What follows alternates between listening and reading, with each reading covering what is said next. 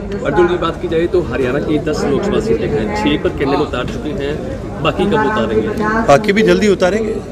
जितने भी हमारे फैसले लिए जाते हैं कार्यकर्ताओं के द्वारा लिए जाते हैं, और जैसे जैसे सभी लोकसभा क्षेत्र के कार्यकर्ता अपनी बैठकें करके सबमिशन देंगे नामों को, उस हिसाब से हम इनको रिलीज़ करने का काम करेंगे। जो 6 उम्मीदवार उतारे हैं उनकी तरफ से क्या माहौल दिख रहा है? देखिए जी, बहुत पॉजिटिव माहौल है।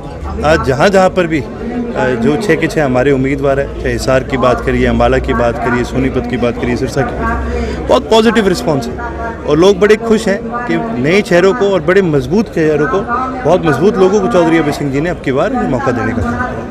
आपके फादर खुद चुनावी मैदान में क्या माहौल दिख रहा है? बहुत अच्छा माहौल दिख रहा है। कुरुक्षेत्र की जनता तो आज खुल करके कहते हैं कि भी हमें तो चौधरी अभय सिंह जैसे ही किसी का इंतजार था। तो जी हमारे कैंडिडेट साहब भी आगे हैं, इनका भी स्वागत कीजिए। संदीप लोट जी हमारे बीच पहुंच चुके हैं, तो बड़ा अच्छा और बड़ा पॉजिटिव माहौल सब जगह देखने को मिल रहा है। बात की जाए तो बीजेपी भी अपने उम्मीदवारों की घोषणा कर चुकी है, आधे से ज़्यादा चुनाव उनका हो चुका है। क्या देखते हैं माहौल कैसा रहने वाला है बीजेपी का? इनके अपने हैं कौन से उम्मीदवार? आधे उम्मीदवार, इतनी बड़ी पार्टी के आज आधे से ज़्यादा उम्मीदवार बाहर के लाए हुए हैं।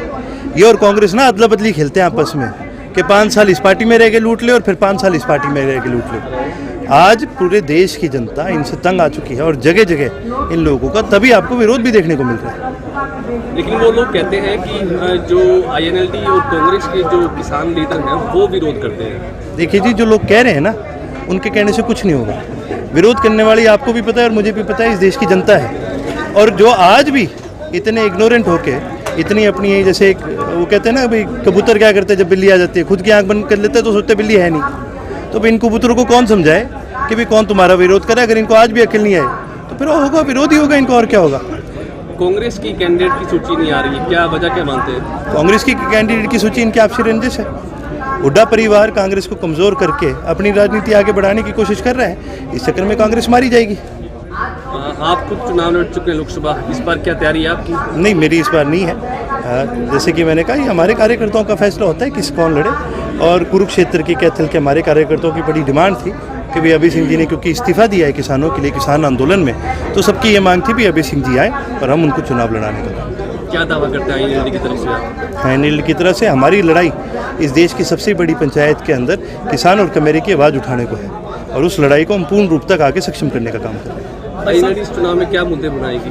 देखिए जी, जैसे कि मैंने कहा, आज पूरे प्रदेश के नहीं देश के अंदर के ये मुद्दे हैं। सबसे अहम जो 3 सबसे बड़े मुद्दे मैं आपको बताना चाहूँगा कि आज बढ़ती हुई महंगाई है, दूसरी बढ़ती हुई बेरोजगारी है, और तीसरा किसानों के साथ जो अत्याचार हो रहा है वो एक बहुत बड़ा मुद्दा है। MSP एक बहुत बड़ा मुद्दा है। हिसार में आप ही के परिवार के 3 सदस्य आमने सामने चुनाव लड़ रहे हैं, क्या कुछ कहना चाहेंगे? क्या लगता है इनेलो की क्या स्थिति है? देखिए जी, एक अपने यहाँ पास में गाँव है, उसमें एक परिवार के 4 पंचायत के लड़ रहे थे।